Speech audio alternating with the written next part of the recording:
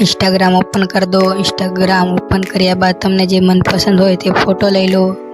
Photo લઈ લીધા પછી અંડરસ્કોર કરીને આવી લીટી લઈ લો।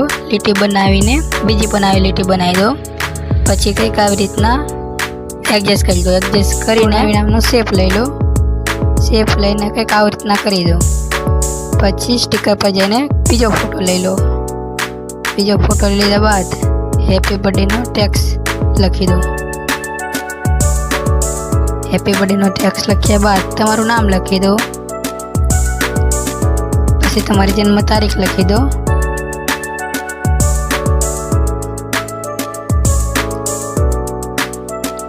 एडजस्ट कर दो। પછી શુભેચ્છા લખી દો। तुम जियो हजारों साल, गॉड ब्लेस यू કંઈક।